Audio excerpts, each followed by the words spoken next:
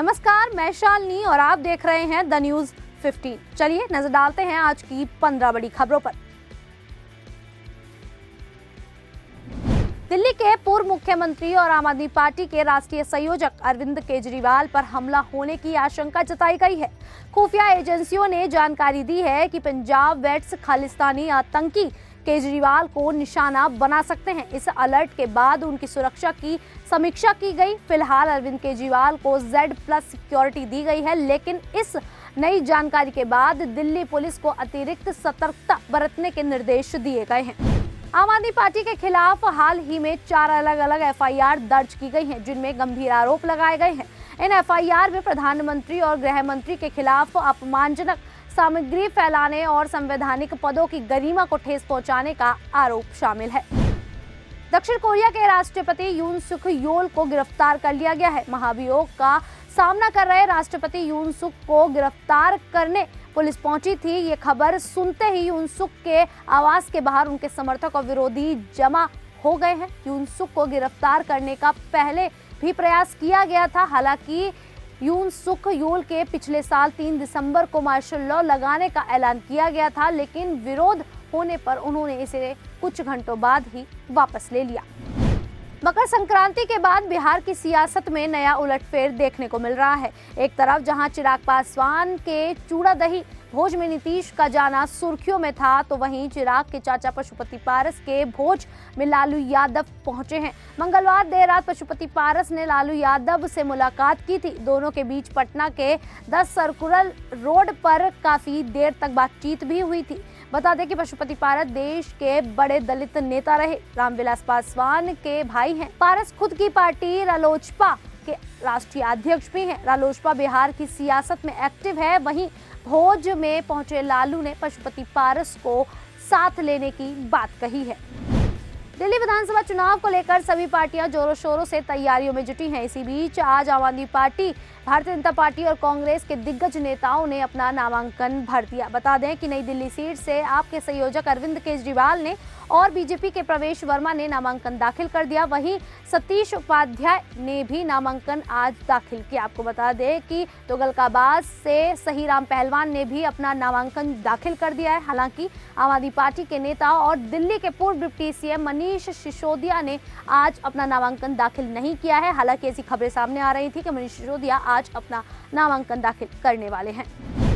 प्रधानमंत्री नरेंद्र मोदी ने 3 worship INS सूरत, INS Nilgiri और INS वागशीर को राष्ट्रीय को समर्पित किया। इस दौरान उन्होंने कहा कि आज भारत की समुद्री विरासत, नेवी के गौरवशाली इतिहास और आत्मनिर्भर भारत अभियान के लिए भी बहुत बड़ा दिन है। उन्होंने कहा कि छत्रपति शिवाजी महाराज ने नौसेना को नया सामर्थ्य और विजन दिया था। आज उनकी इस पावन धरती पर 21वीं सदी की नेवी को सशक्त करने की तरफ हम एक बड़ा कदम उठा रहे हैं। PM मोदी ने कहा कि तीनों युद्धपोत मेड इन इंडिया हैं।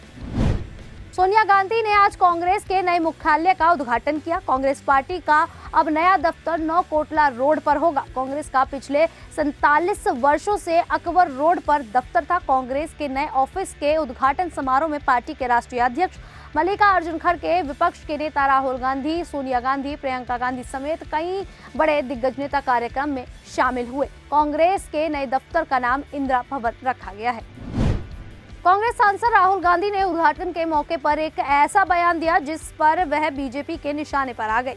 उन्होंने कहा कि हमारी लड़ाई बीजेपी RSS के साथ, इंडियन स्टेट के साथ भी है। उनके इस बयान को बीजेपी नेता अमित मालवीय ने X पर पोस्ट किया। उन्होंने लिखा कि राहुल गांधी ने अब जंग का खुलेआम ऐलान कर दिया है।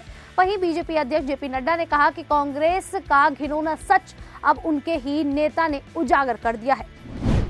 उत्तर प्रदेश की पूर्व मुख्यमंत्री और बहुजन समाज पार्टी की राष्ट्रीय अध्यक्ष मायावती ने अपने जन्मदिन के मौके पर पार्टी को नसीहत दी। प्रेस वार्ता में मायावती ने कहा कि दूसरे दलों की नीति और नीयत साफ नहीं है। पहली बार उनके दूसरे भतीजे ईशान आनंद उनके साथ नजर आए। ईशान आनंद मायावती के दूसरे भतीजे हैं। जन्मदिन के मौके पर मायावती आगे आगे और दोनों भतीजे आकाश आनंद और ईशान आनंद पीछे पीछे बसपा ऑफिस पहुंचे थे। ईशान आनंद आकाश आनंद के छोटे भाई हैं। माना जा रहा है कि मायावती जल्द ही ईशान आनंद को भी राजनीति में लॉन्च कर सकती हैं।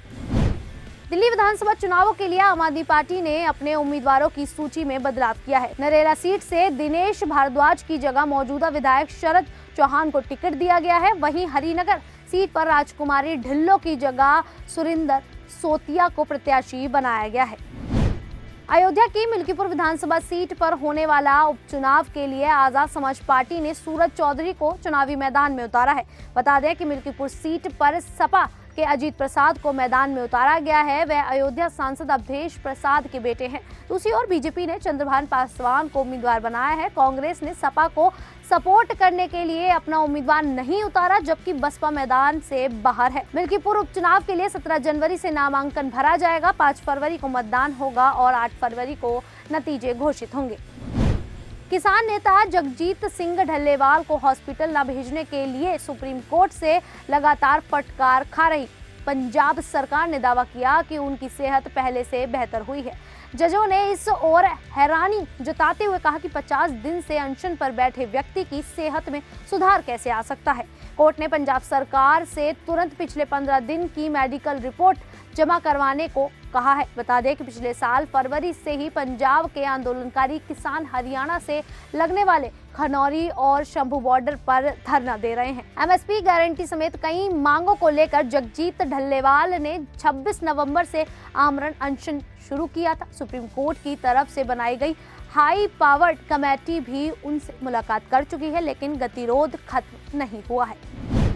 मेटा इंडिया ने अपने सीईओ मार्क जुकरबर्ग की उस टिप्पणी के लिए माफी मांग ली है जिसमें उन्होंने दावा किया था कि कोविड-19 महामारी के प्रबंधन को लेकर भारत सहित कई देशों में सत्तारूढ़ सरकारें चुनाव हार गई हैं। उनके इस बयान के बाद भारत में बवाल खड़ा हो गया था। अश्विनी वैष्णव ने एक्स पर पोस्ट करके मेटा पर कई सवाल उठाए थे। वहीं संचार और सूचना प्रौद्योगिकी पर संसदीय समिति के अध्यक्ष निशिकांत दुबे ने भी मेटा पर एक्शन लेने की बात कही थी। भारत की महिला क्रिकेट टीम ने राजकोट में आयरलैंड के खिलाफ तीसरे वनडे में खेलने उतरी है। भारतीय टीम सीरीज ने 2-0 से पहले से ही आगे चल रही है। ऐसे में यह मैच औपचारिकता भरा था, लेकिन टीम इंडिया ने इस मैच में वो कर दिखाया जो पुरुष टीम भी नहीं कर सकी थी। राजकोट में आयरलैंड के खिलाफ खेलते हुए पहले तीसरे वनडे में टीम इंडिया ने 435 का स्कोर बनाया, जो महिला और पुरुष वनडे दोनों में ही टीम इंडिया का सर्वाधिक स्कोर है। नवी मुंबई में इस्कॉन मंदिर के उद्घाटन कार्यक्रम में प्रधानमंत्री नरेंद्र मोदी का स्वागत किया गया। इस दौरान उन्होंने कहा कि आज श्री श्री राधा मदन मोहन जी मंदिर का उद्घाटन हो रहा है। मेरा सौभाग्य है कि मुझे ऐसे अलौकिक अनुष्ठान में अपनी भूमिका निभाने का पुण्य प्राप्त हुआ। इस दौरान महाराष्ट्र के राज्यपाल सीपी राधाकृष्णन, मुख्यमंत्री देवेंद्र फडणवीस, डिप्टी सीएम एकनाथ शिंदे समेत कई बीजेपी नेता मौजूद रहे। आज के लिए इतना ही। कल फिर हाजिर होंगे ऐसी ही 15 बड़ी खबरों के साथ। तब तक के लिए देखते रहिए द न्यूज़ 15।